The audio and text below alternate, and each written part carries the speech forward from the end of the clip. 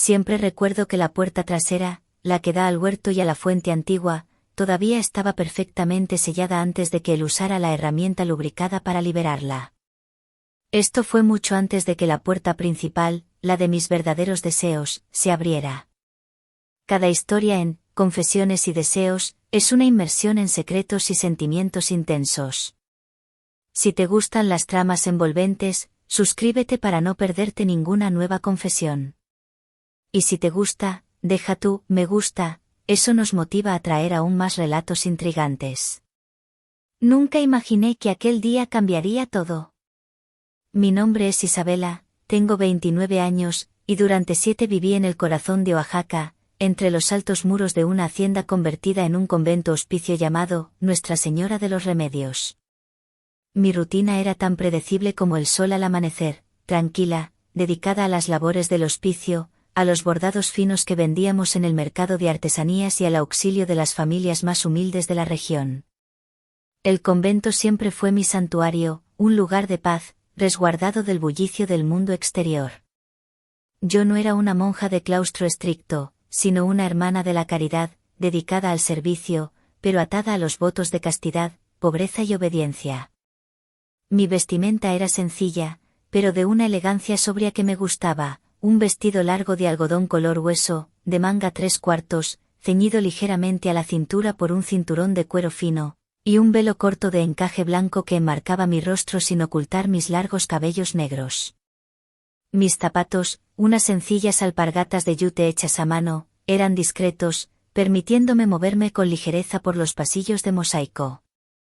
El único adorno que llevaba era un pequeño rosario de cuentas de madera de olivo en mi muñeca, cuyo sonido suave al caminar siempre me recordaba mi promesa. La llegada de un hombre alteró esta calma. La capilla mayor, con su impresionante retablo barroco del siglo XVIII, necesitaba reparaciones urgentes. Las lluvias monzónicas habían hecho estragos, dejando manchas de humedad que amenazaban el fresco más importante. El padre obispo de la diócesis, preocupado, consiguió la recomendación de un maestro de obras de la capital con fama de ser el mejor restaurador de estructuras antiguas. Así conocí a Ricardo. Él no llegó en un carruaje elegante, sino en una camioneta pick-up destartalada, cargada de andamios y cubetas. Apareció en el patio al caer la tarde, trayendo consigo el polvo de la carretera y una presencia que, de alguna manera, llenó el vasto silencio del lugar. Era un hombre de unos 30 y tantos, con facciones fuertes, curtido por el sol de México, y unos ojos de un color miel intenso que, al encontrarse con los míos por primera vez, me transmitieron una sensación de calma y algo más que no pude nombrar. Las otras hermanas lo recibieron con la discreción que la tradición dictaba, bajando la mirada. Pero yo, como la encargada del inventario de la capilla y el enlace con el obispado, fui designada para acompañar el servicio. Mi deber era guiarlo y asegurarme de que los materiales más delicados no fueran dañados. En nuestro primer encuentro, Ricardo bajó la cabeza en señal de respeto, como un caballero antiguo. Yo respondí con un leve movimiento de cabeza. Él, con su camisa de manta color azul profundo que se ajustaba a sus hombros anchos y sus pantalones de trabajo desgastados que revelaban la musculatura de sus piernas al moverse, era una figura imponente contra la palidez de las paredes. Olía a cal, a tierra mojada y a un suave perfume masculino que se mezcló con el incienso persistente del convento. Durante los días siguientes, lo acompañé en su trabajo. Lo observaba subir las altas escaleras de madera, tocar el revoco agrietado con una delicadeza casi reverente, como si acariciara la historia. Cuando me hablaba, sus ojos se encontraban con los míos con una calma que me hacía olvidar mis rezos y mis responsabilidades. No debía, pero comencé a observarlo con más atención de lo habitual. Me fascinaba la forma en que su mano, fuerte y llena de pequeñas cicatrices, un mapa de su duro oficio, sostenía el cincel con una precisión milimétrica. A veces, al inclinarse para examinar un capitel, una hebra de su cabello oscuro y ligeramente rizado caía sobre su frente y él la retiraba con un gesto rápido, un detalle que mi mente, acostumbrada a la monotonía, guardaba con avidez. Al tercer día de obra, mientras Ricardo revisaba las bases de las columnas cercanas al altar, una ráfaga de aire fresco recorrió la capilla, trayendo el perfume embriagador de los jazmines del jardín. Él se giró, como si sintiera mi presencia antes de verme. Nuestros ojos se cruzaron por un instante que pareció más largo que la misa dominical. Sentí mi rostro arder bajo el velo, un calor inusual. Rápidamente, bajé la mirada a las páginas de mi libro de horas con tapas de cuero repujado, fingiendo una concentración que se había disuelto. La cercanía de ese hombre me producía una fascinación silenciosa, un ligero temblor en mis manos que no podía disimular. A la mañana siguiente, mientras él preparaba una mezcla de argamasa para reforzar una de las paredes de adobe, hizo una pausa, apoyándose en la pala. Dígame, hermana Isabela, ¿siempre supo que seguiría esta vida? ¿O la vocación llegó como un relámpago? La pregunta me tomó por sorpresa. Antes de que pudiera responder, el toque de la campana del hospicio resonó, llamando a la oración del mediodía. Agradecí la interrupción, pero la pregunta quedó martilleando en mi mente, resonando más fuerte que la campana. Más tarde, al llevarle un jarro de agua fresca, noté sus manos cubiertas de cal y tierra. El trabajo duro dejaba su marca. Él flexionó sus dedos, observando las asperezas. Por un impulso que vino de lo más profundo de mí, toqué ligeramente el dorso de su mano, sintiendo la aspereza de la piel. Mi corazón dio un salto al percibir el contacto y, al instante, retiré mi mano, sintiéndome culpable. Ricardo me miró con una mezcla de curiosidad y algo más oscuro, más intenso, que no supe descifrar. Esa noche, acostada en mi humilde cama de listones de madera, sentía el leve cosquilleo en la punta de mis dedos donde había tocado su piel. Cerré los ojos e involuntariamente, reviví el momento, la sensación áspera de su piel, el contraste con la suavidad de la mía. Era un recuerdo minúsculo, pero ardía con una intensidad prohibida. La idea de sus manos trabajando, fuertes, expertas, me provocaba un ligero rubor. Era una forma de deseo que nunca había experimentado, la fascinación por la habilidad y la fuerza, por la masculinidad que se movía con tanta gracia en un lugar dedicado a la santidad. Una tormenta de verano cayó repentinamente al final de aquella tarde. El tejado, ya reforzado por Ricardo, aguantó sin goteras, pero el rugido de la lluvia golpeando las vidrieras de la capilla creó un clima de intimidad extraña, casi peligrosa. Ricardo se quedó más tiempo de lo necesario, guardando sus herramientas en los arcones de madera oscura, como si esperara que yo dijera algo. Pero lo único que hice fue observar el agua resbalar por el vidrio, luchando por calmar el galope acelerado de mi corazón. La humedad de la lluvia intensificó el olor a tierra mojada, a cera antigua de las velas, y al perfume de su camisa de manta, que ahora olía aún más a hombre, a esfuerzo y a ese jabón áspero que usaban en la ciudad. Estaba allí, cerca, demasiado cerca, y cada segundo que pasaba en ese silencio húmedo se sentía como una confesión no dicha. Me di cuenta de que mi rosario de cuentas de olivo, que normalmente me ofrecía consuelo, ahora parecía un ancla pesada, una cadena que me recordaba mis votos mientras mi mente vagaba por senderos prohibidos. Días después, mientras él ajustaba una viga en la estructura del coro, lo escuché murmurar algo en voz baja. Reconocí la frase, era una línea en latín, parte de una oración antigua que solía repetir en momentos de duda y dificultad. ¿Sabe latín?, pregunté, genuinamente sorprendida. En el convento, el latín era el lenguaje de los libros polvorientos y del clero anciano, no de un maestro de obras de manos rudas. Él sonrió de lado, un gesto que iluminó su rostro curtido. Mi abuelo, explicó, mientras bajaba del pequeño andamio, quedando a mi altura. Quería ser sacerdote en Guanajuato, casi lo logra. Me enseñó algunas frases. Decía que el latín le recordaba que la belleza de la estructura siempre tenía un alma más allá de la vista. Aquello me hizo verlo bajo una luz completamente nueva. ¿Quién era, después de todo, aquel hombre que cargaba en su mirada una serenidad tan poco común y, a la vez, el conocimiento de frases que yo pensaba que solo pertenecían a mi mundo? El velo de mi devoción se sentía un poco más ligero, como si el viento de la curiosidad lo estuviera levantando. La imagen de Ricardo se estaba volviendo un punto fijo en mi rutina. Cuando lo veía inclinado, trabajando en cuclillas, me fascinaba la línea tensa de sus pantalones de trabajo a la altura de los muslos, revelando la fuerza de sus piernas. El trabajo era duro y sus movimientos eran poderosos, rítmicos. Mi mente, educada en la contemplación de iconos religiosos, ahora parecía deleitarse en la contemplación de esta fuerza terrenal y masculina. Era un fetichismo sutil, una apreciación estética de su labor. Cierta noche, después de la última oración del completas, pasé por la capilla y vi a Ricardo aún allí. Estaba terminando un pequeño ajuste en la base de la pila bautismal. La luz frágil de una lámpara de aceite proyectaba su sombra, larga y poderosa, en las paredes de piedra. Por un instante, dudé en acercarme. Algo dentro de mí gritaba que ese momento era un punto de no retorno. Pero mi deseo de estar cerca fue más fuerte que mi razón. ¿Sigue aquí, Ricardo?, pregunté, con mi voz apenas un susurro en la inmensidad de la capilla. Casi termino, hermana. Solo un retoque, respondió, sin dejar de lijar una pequeña imperfección.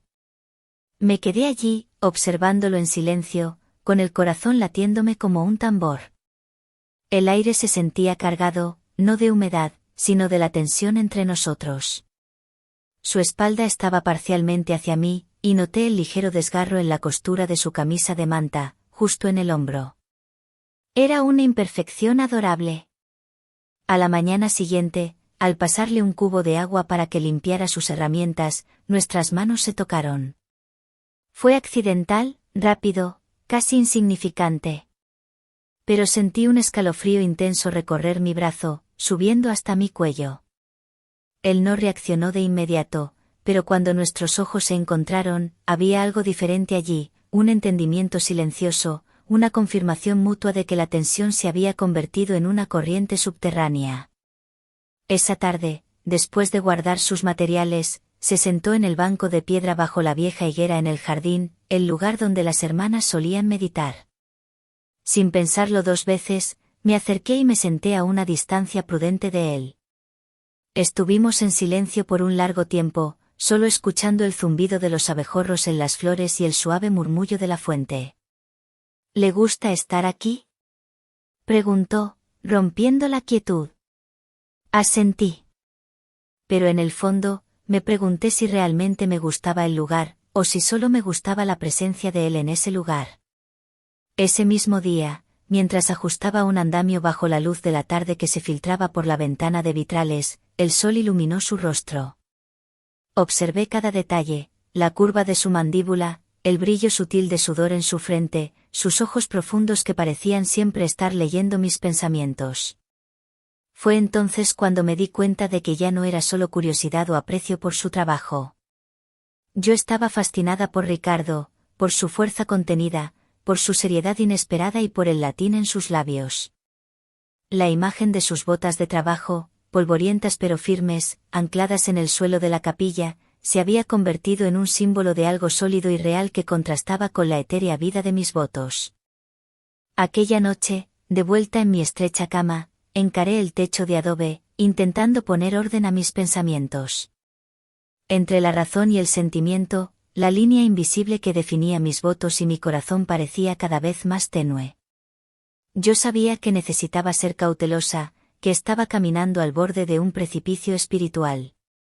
Pero en el fondo, también sabía que algo dentro de mí ya había cruzado esa línea, impulsado por el misterio que rodeaba a Ricardo y la familiaridad que se había instalado entre nosotros. Cierta mañana, mientras aguardaba la llegada de unas maderas finas para la restauración del púlpito, Ricardo me llamó al jardín lateral, un pequeño huerto de hierbas medicinales y rosas viejas que florecían bajo el sol de la mañana. Nos sentamos en un banco de piedra erosionada. Por primera vez, conversamos de forma más abierta, sin la excusa de las reparaciones de la capilla. Él quería saber cómo era mi vida allí, si no sentía la falta del mundo de afuera. Su tono era sincero, sin rastro de burla o juicio. Me contó de su vida, de sus viajes por las ruinas mayas y aztecas, de su pasión por restaurar lo antiguo, dándole nueva vida sin borrar su historia. «Sabe, hermana Isabela», dijo, mirando fijamente la tierra, donde sus botas de trabajo descansaban firmemente, como si estuvieran enraizadas, yo también he tenido mis dilemas. Y entonces, me contó brevemente que su esposa lo había dejado hace años para vivir otra vida, en la gran ciudad. Vi la tristeza en sus ojos color miel, una sombra que se reflejaba en el brillo de una lágrima no derramada. Sentí una punzada de dolor, un impulso irrefrenable de consolarlo. Pero, ¿qué podía hacer yo? Yo era una hermana de la caridad, limitada por mi promesa. Sentada a su lado, noté su vestimenta. Ese día llevaba una camisa de algodón blanco impecable bajo su overol de mezclilla, que, al moverse, dejaba ver un fragmento de su cuello fuerte y bronceado. Un pequeño cordón de cuero negro con un dije que parecía un antiguo símbolo maya asomaba bajo la tela. Era un detalle pagano, un toque de rebeldía silenciosa en nuestro entorno sagrado, y esa dualidad me atraía aún más. Los días se transformaron en una búsqueda constante de excusas para verlo. Llevaba agua fresca, verificaba el progreso de la obra, buscaba el material perdido, solo para tener que pasar tiempo a su lado. Era un juego peligroso. Mi corazón, escondido bajo el sencillo vestido de algodón, latía con una intensidad que casi podía escuchar. Hasta que una tarde, mientras él aplicaba una nueva mezcla en una sección del techo, algunas gotas de la pasta cayeron sobre mi velo de encaje blanco. Ricardo bajó la escalera de madera rápidamente. «Mil disculpas, hermana», exclamó, acercándose para limpiar la mancha con una toalla de algodón limpia que sacó de su bolsillo trasero. En ese instante, estábamos peligrosamente cerca. Su mano, la misma mano fuerte y áspera que trabajaba la piedra, rozó mi frente mientras levantaba con extrema delicadeza el borde de mi velo. El roce fue mínimo, pero sentí una sacudida eléctrica. Todo dentro de mí despertó, algo que había estado dormido durante 7 años. Mi respiración se cortó y él, a apenas centímetros de mi rostro, lo percibió. Sus ojos se oscurecieron por un instante, y el aire entre nosotros se hizo denso. Su aliento caliente sobre mi piel fue una pequeña violación de mis límites, y fue embriagador. El fetichismo de la uniformidad y el control se rompía con el olor de su piel y su cercanía. El contraste entre la tela rígida de mi hábito y la suavidad prohibida de su toque se sentía abrumador. Aquel final de tarde, cuando el servicio estaba casi terminado, Ricardo me llamó en la lateral de la capilla. Allí, junto a una pequeña fuente de piedra donde las hermanas solían dejar ofrendas florales, él lavaba sus herramientas. «Hermana Isabela», habló, con la voz baja y grave, casi inaudible, «discúlpeme la osadía, pero conversar con usted ha sido un alivio, una luz que no sentía hace tiempo». Su mirada era intensa, fija en mis ojos. Mi respiración falló. La tensión se había vuelto tangible, una cuerda invisible que nos unía. Hesité. El miedo me recorrió la espalda. Pero la verdad me quemaba la lengua. «Ricardo», confesé, con la voz apenas saliendo de mi garganta, «estos días a su lado me han hecho ver cosas que yo nunca imaginé». Aquel momento lo cambió todo. Las palabras comenzaron a salir de forma espontánea, como si el muro de contención finalmente se hubiera quebrado. Sin que yo lo notara, él se fue acercando, lento, como si supiera exactamente lo que yo sentía. Cuando me di cuenta, ya estábamos trancados en la pequeña sacristía anexa al corredor principal, un lugar oscuro y lleno de incienso y libros viejos. Allí, lejos de la vista de las hermanas y de la luz, algo nuevo y definitivo sucedió. Allí, en la sacristía, un espacio estrecho que olía a incienso rancio, pergamino y madera vieja, lejos de las miradas inquisitivas y el sonido de las campanas, se desató lo que habíamos estado conteniendo. La luz que se filtraba por la pequeña ventana de celosía apenas era suficiente para dibujar nuestros contornos. Ricardo no se movió inmediatamente para acortar la distancia. En cambio, me miró, con esa intensidad tranquila que ahora reconocía como una profunda conexión. «Hermana Isabela», murmuró, su voz apenas un soplo. ¿Sabe lo que significa este momento? Yo ya no tenía fuerzas para mentir, ni a él ni a mí misma. Significa que la vida es más fuerte que los muros, Ricardo. Fue entonces cuando la atmósfera cambió, volviéndose espesa y electrizante. Él levantó su mano, esa mano fuerte y trabajadora que yo tanto había observado, y acarició la mejilla que mi velo había dejado descubierta. Esta vez, el toque no fue accidental ni inocente. Fue firme, una caricia que me hizo temblar hasta la médula. La puerta de atrás, la que simbolizaba mis defensas internas, la que siempre había mantenido cerrada e intocable a las tentaciones del mundo exterior, fue destrancada, poco a poco, sin prisa, pero con una certeza innegable. Ricardo se acercó un paso más. El aroma de su piel, de su trabajo, me envolvió. Era un aroma rústico y puro. Inclinó su cabeza y, con una lentitud deliberada que fue una tortura exquisita, depositó un beso en el borde de mi velo, justo donde el encaje se unía con mi cabello. No fue un beso en los labios, sino una reverencia, un acto de profunda intimidad que honraba mis restricciones mientras las desafiaba. Sentí mis ojos cerrarse involuntariamente. Mi respiración se hizo superficial. El sonido de su respiración profunda, cerca de mi oído, era la música más prohibida que jamás había escuchado. Tienes el corazón latiéndote como un colibrí, susurró, con la voz aún más grave, su aliento caliente sobre mi cuello. Instintivamente, llevé mis manos a su pecho, a través de su camisa de manta, sintiendo los músculos firmes bajo la tela. Fue un toque de desesperación, una necesidad de anclarme a algo real, a su fuerza. Allí, en esa sacristía sombría, comenzó a usar su herramienta lubricada para liberar el viejo mecanismo de la puerta de atrás. Pero su herramienta no era de metal, sino de palabras suaves, de respeto profundo y de un acercamiento calculado. Él sabía que la prisa arruinaría la obra de arte que éramos, la delicadeza del momento. La puerta, aún oxidada y rechinante por los años de abandono, necesitaba ser tratada con cuidado. Se quedó allí, en la penumbra, lubricando la cerradura con sus caricias y susurros por lo que pareció más de 30 minutos. Era un fetichismo de la anticipación, de la seducción lenta y respetuosa. En un momento, con el pulso enloquecido, me apoyé contra la pared, y él se inclinó sobre mí, atrapándome.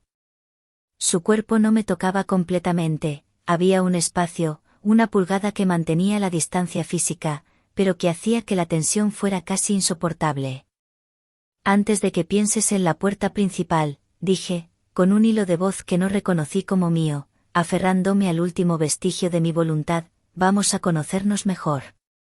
La puerta de adelante, Ricardo, esa todavía está sellada. Y no ha sido destrancada por nadie.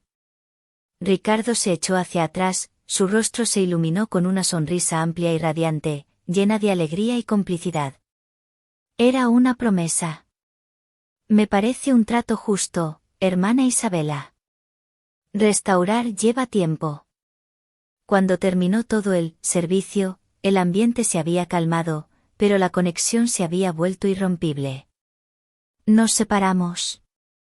Salimos de la sacristía con la misma discreción con la que entramos, pero ya no éramos las mismas personas. Le agradecí por su trabajo bien hecho, no por la restauración del templo, sino por la renovación de mi alma, apretando su mano con una firmeza que no era la de una hermana. Él sonrió gentilmente, un fuego sutil en sus ojos, y luego se fue, llevándose consigo sus herramientas y el aroma a calorías. Aquel día, la puerta de atrás quedó destrancada. Después de aquel día, nunca volví a ser la misma. Mi vida en el hospicio, antes un refugio seguro, se sentía ahora como una jaula de marfil. El mundo exterior, personificado por Ricardo y la promesa de una vida sin muros, me llamaba con una fuerza irresistible. Ricardo terminó su trabajo en la capilla. La cúpula lucía renovada, el retablo restaurado y las grietas habían desaparecido, selladas con una mezcla de pericia y amor por la historia. Su marcha fue tan discreta como su llegada, pero el impacto de su presencia permaneció grabado en cada columna, en cada mosaico. Antes de irse, me llamó a la capilla para la inspección final. Aquí está, hermana Isabela. Un trabajo bien terminado, dijo, pasándome un informe detallado con su firma, una firma fuerte y decidida. Mientras yo revisaba los documentos, él se detuvo frente a la ventana mayor, un magnífico vitral que representaba a la Virgen de Guadalupe.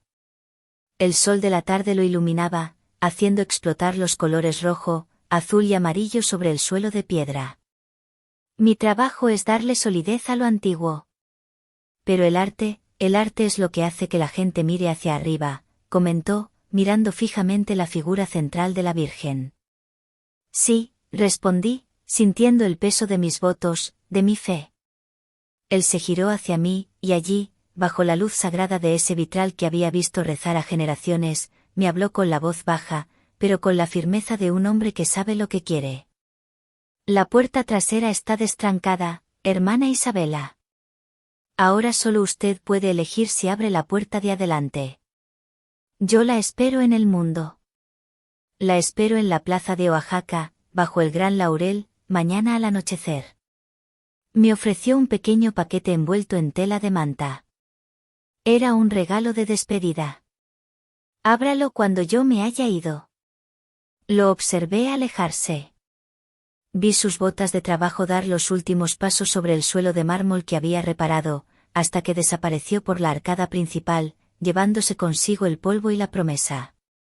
Esperé hasta que el silencio de la tarde se hizo absoluto, con el corazón latiéndome con una mezcla de pánico y euforia. Abrí el pequeño paquete. Dentro había un par de sandalias de cuero fino, hechas a mano, de un color café claro, con correas que se entrelazaban elegantemente hasta el tobillo. No eran alpargatas de monja. Eran el calzado de una mujer libre.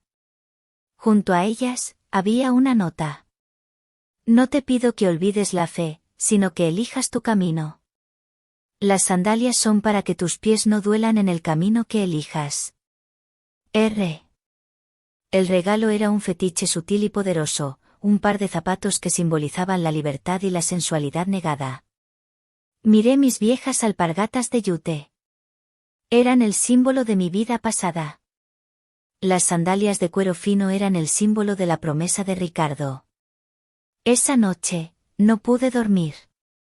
Escuché los rezos de las hermanas, el suave sonido del agua en la fuente, pero mi mente estaba en la plaza de Oaxaca.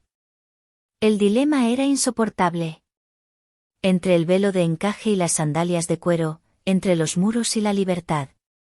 A la mañana siguiente, no fui a misa. Me vestí con mi sencillo vestido de algodón, pero por primera vez en 7 años, no me puse las alpargatas.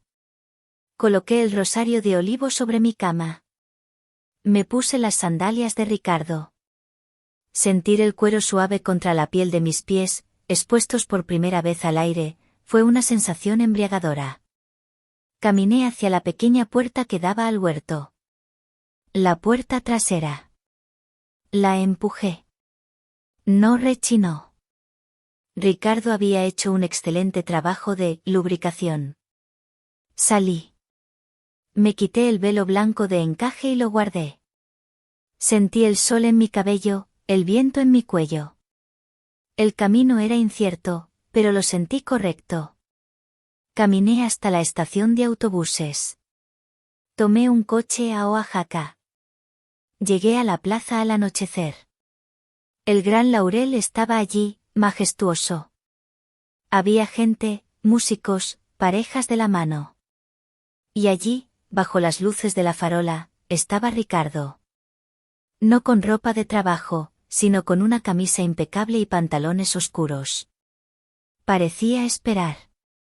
Nuestros ojos se encontraron. Vi en su rostro la confirmación de la esperanza. Empecé a caminar hacia él, sintiendo la gravilla bajo mis nuevas sandalias. Pero antes de que pudiera dar el último paso, antes de que pudiera cerrar el espacio entre nosotros y abrir la puerta principal de mi vida, una voz familiar, severa e inconfundible, resonó a mi espalda. Isabela. Me giré. Era la Madre Superiora, con el rostro pálido y los ojos llenos de decepción y dolor. Estaba de pie, bloqueando mi camino de regreso, rodeada por dos hombres que parecían guardias. Su mirada se dirigió inmediatamente a mis pies, a las sandalias de cuero. El obispo fue informado. Vuelve ahora. O esto tendrá consecuencias. El corazón se me detuvo. Ricardo, a unos metros, había escuchado y su rostro se transformó de esperanza a pura rabia protectora. Dio un paso hacia mí. Los dos guardias también se movieron. La elección ya no era solo mía. Se había convertido en una lucha. ¿Quién llamó al obispo? ¿Cómo supieron que la hermana Isabela abriría la puerta principal en la plaza?